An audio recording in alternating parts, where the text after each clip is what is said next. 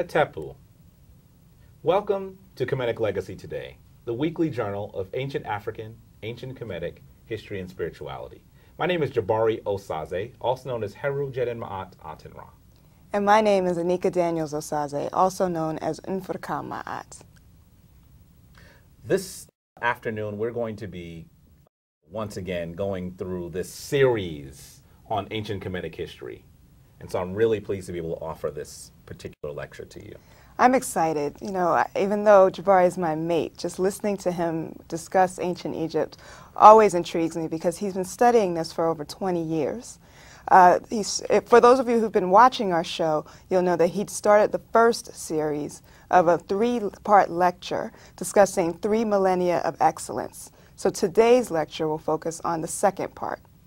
Today's lecture is going to be dealing with the first intermediate period and then the Middle Kingdom. And so I'm really looking forward to going through ancient Kemetic history from this standpoint again, particularly because this is not really just an intellectual exercise. I mean, when we look at history, as Malcolm said, history is the field of study best suited to reward the seeker. And so in many ways, dealing with history gives us the backdrop, the perspective to deal with the contemporary situation. And so I hope that I'm able to bring that kind of perspective to it.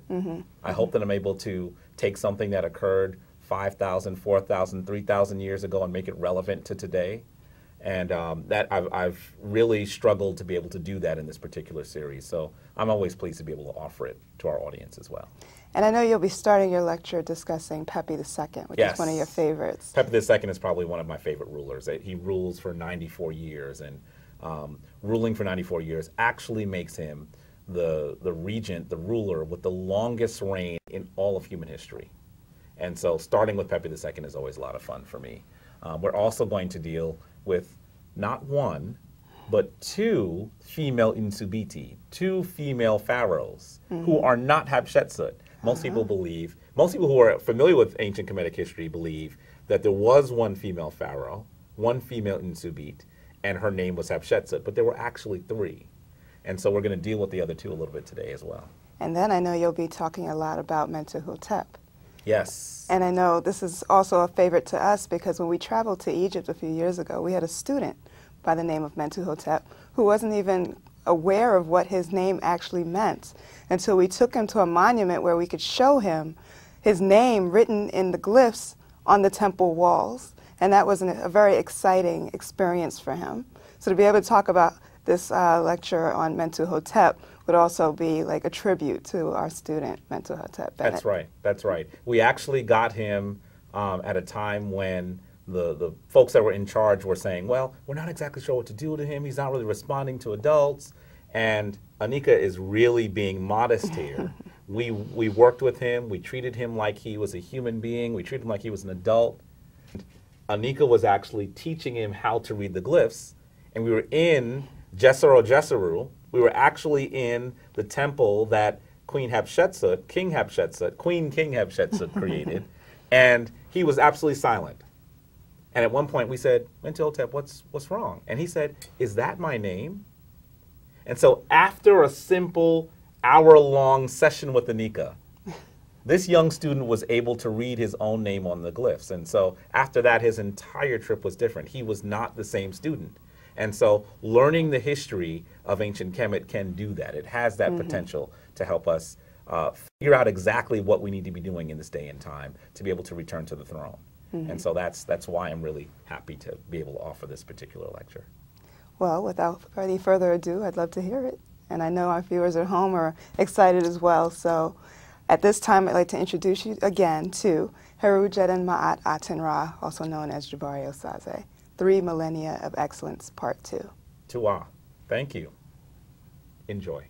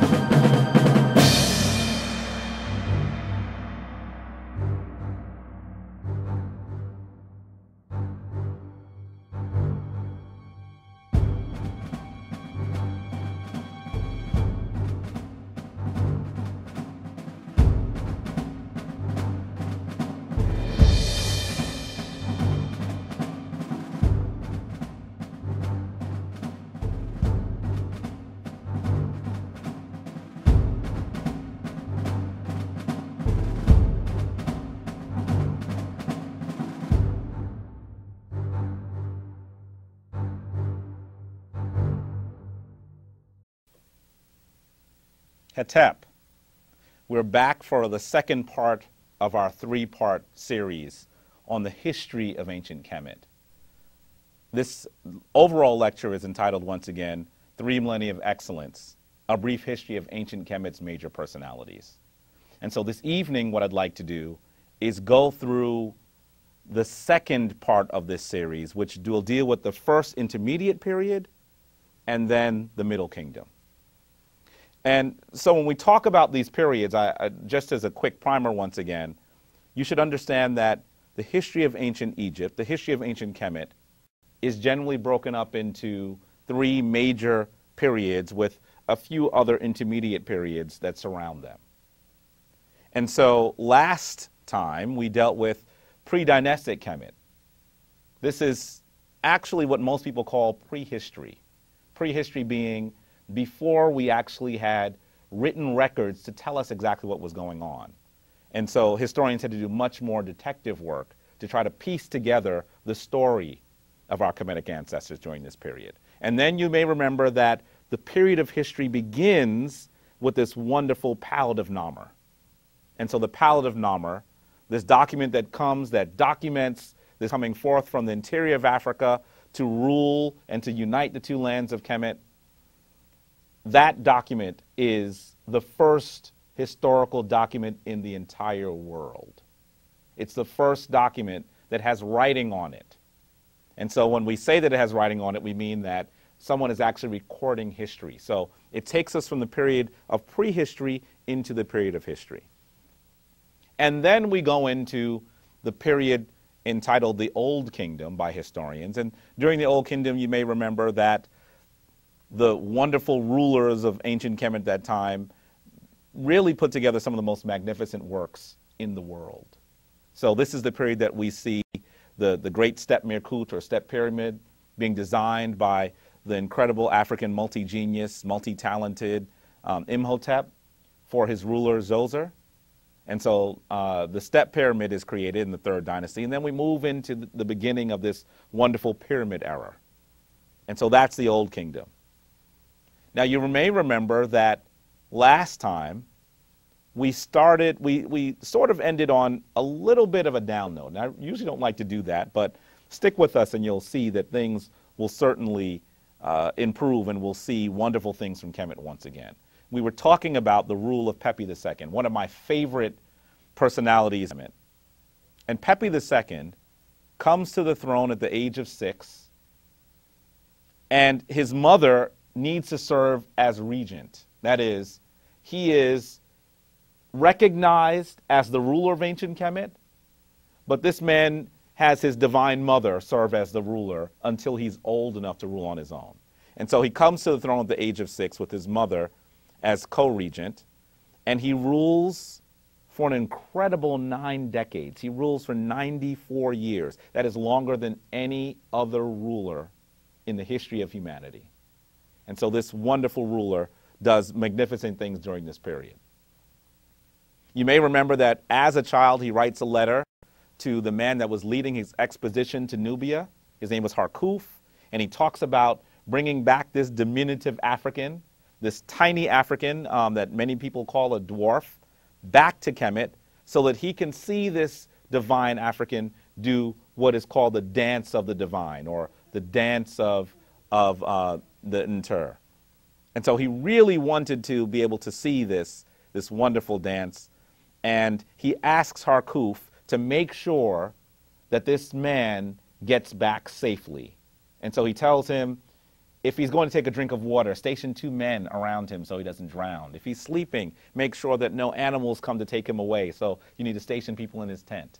And so essentially what he's doing is he's ensuring that he's able to see the dance that is done by a person that's probably part of the group of people that were the first to actually walk upright, the first people to come out of this period before humanity into humanity. So he figures, and I guess this would make good sense, that if you speak to the first humans, they'll be closer to the divine. And being closer to the divine means that they'll be able to give you an inkling of this master plan that our Creator has for us. So That's the reason why he was so cautious about Harkuf and bringing back this diminutive African, as he's called.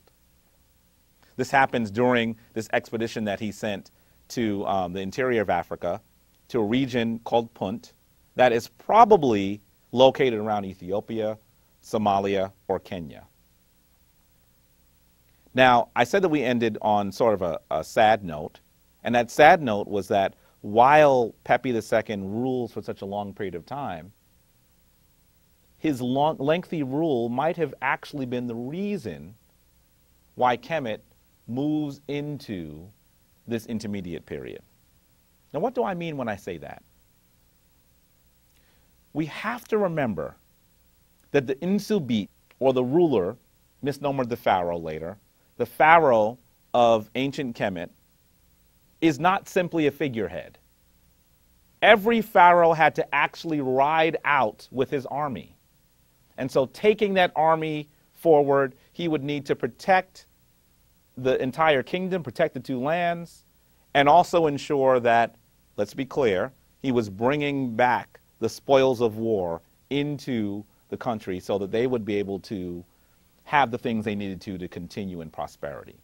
And so you could imagine that this 98-year-old man would have had difficulty doing that. Now, we don't know exactly what happens in his advanced age, but I think we can hypothesize that probably what happened is he needed to work much more closely with his nobles, the people that were nobility, and he had to make sure that they still saw him as the divine ruler of Kemet. And so in doing that, we believe, many historians believe, that the nobility may have actually become more powerful in some instances than the ruler, Pepi II himself. And in doing that, he actually unwittingly sets the entire order of ancient Kemet askew. The entire order of ancient Kemet askew. And so what happens after that is there's a struggle to figure out who will actually take the throne after Pepi II. And we believe that this waning of power in the chief royal figure, the Insulit, creates disorder in the kingdom. And so I should also let you know that, and you know that I'm going to talk about this statue because I actually believe that this is probably one of my favorite pieces. Now, I've traveled to Kemet, to Egypt, many times. And this is one of my favorite pieces of ancient Kemetic art. It's actually right in my backyard here in the Brooklyn Museum. And so you'll see on the side the statue of Pepi II standing with his divine mother, Anknes Merira II. And that statue looks a lot like the mother and child statue that we see in Christianity, which is usually called the Madonna and child statue.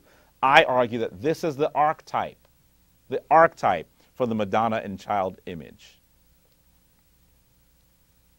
And so you can see here this beautiful African queen with her child. She's nurturing this child. That is how you would expect to see a mother holding her child. You don't see that in this image. And the reason you don't see that is because they're making the commentary. Remember the important commentary that was being made that we mentioned last time. They're making an important commentary about the fact that Pepi II is a ruler and his mother is actually the throne which he sits on. It means that he recognizes that this African woman is the very reason for all the things he's able to accomplish. The very reason for him to be able to sit on the throne of this wonderful combined land of ancient Kemet.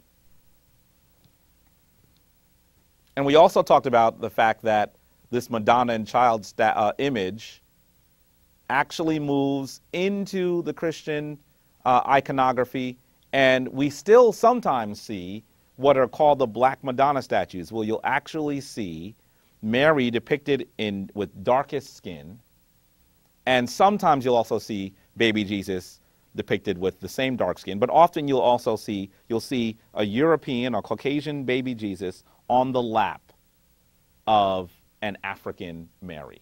And so I argue that this image is actually an acknowledgement of the origins of Christianity. And so that is where we get these Black Madonna statues that grace some of the oldest churches in Europe. And they've been said to work miracles. People make long pilgrimages to see these statues and to pray to them. Now, as we enter the first intermediate period, after the death of Pepi II, we then begin to talk about Pepi's rulers and those who come after him. We begin to see something very curious. We begin to see that Teti I, who is Pepi II's successor, has a visor named Mereruka. Mereruka has a tomb that is in the area around Saqqara, around where the wondrous step Mirkut, the step pyramid, is. And Mereruka's tomb is actually more significant than many of the tombs of the Insubiti that will come later. And so once again, this seems to hearken to the fact that the nobles have actually become perhaps even more powerful than the king or queen himself. Now here's a really important note, because shortly after Pepi II dies, we see Merenre II, who is one of the successors that comes after, and his queen, Queen Nitocris. Now clearly, if you look at the spelling of that name, it's probably a name that has been Latinized, or perhaps it's a name that comes in a later Greek language. We're not exactly sure what her name may have been. In this period, the end of the 6th dynasty into the first intermediate period, we actually don't have lots of written records. So we are not exactly sure even whether Queen Nitocris actually lived. But I will say that two ancient historians, Manetho and Herodotus, argued that she was the first female pharaoh, the first female Insubit. This is long before the divine Queen Hatshepsut takes the throne during the New Kingdom in Kemet. And we're going to definitely talk more about her during the 18th dynasty in a future lecture. But Queen Nitocris actually comes forward after the death of Merenre, and she probably actually takes the throne herself. Now, Manetho says that during this period, things were in such disorder that, and I'm sure that this is hyperbole, but that there were actually 70 kings in 70 days. And so he's discussing the kind of disorder that was reigning in this period. And Herodotus actually says, he argues that Queen Nitocris takes revenge for her brother. Here's an image of Herodotus, by the way, this Greek visitor into Kemet who writes one of the earliest historical records written by a European. He's considered the father of history.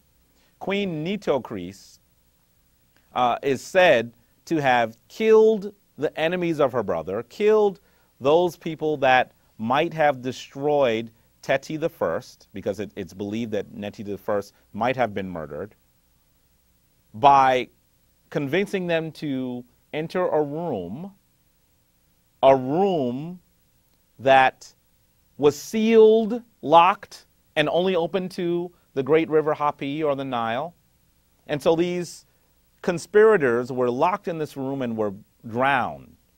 And he also, this historian also says that what begins to happen is we also see that Queen Nitocris is very concerned that she may actually be killed by those people who are supporting these murderers, and so she decides that she is going to kill herself. And so that's the story that he tells. It's possible, however, that this did not occur. It's possible, some historians are arguing now, that there was actually an error in translation of King Neterkare Sitpata, and folks who were misrepresenting his name, mistranslating his name, might have actually believed that Queen Nitocris existed. And so there's some discussion as to whether this royal woman actually ran Kemet during the end of the 6th dynasty.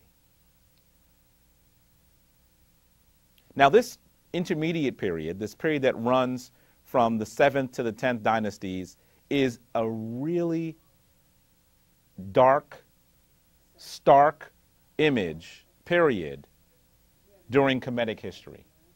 And during this period of 140 years, we can say that the Kemetic people actually suffered a great deal, a great, great deal. There are very few historical records that tell us about the rulers during this period, but it is now being conjectured there were about 17 kings in the 7th dynasty that perhaps actually descended from the ruler Pepi II, but they were not able to rule over the entire country. They actually were ruling only the area around Menefer. Now, Menefer is the ancient name for one of the great divine Merkuti in the region, and later historians begin to call the entire area around there Menefer, and then it becomes Memphis. And so you've probably heard of the name Memphis. It's actually been a name that has been used all over the world for different great cities because they're recognizing the great city that Menefer was. But these 17 kings probably didn't rule much more than just the area around Menefer. And in the Delta region, there were actually foreign Asiatic or Libyan rulers that were actually in control of what today we would consider northern Egypt, which is also the period that the ancient Kamites would have considered southern Egypt, because remember, they were directed towards the interior of Africa. So they considered what we consider today north as south, and south as north. And so these rulers had a very small sphere of influence. And these Asiatic rulers begin to become extremely powerful, extremely powerful.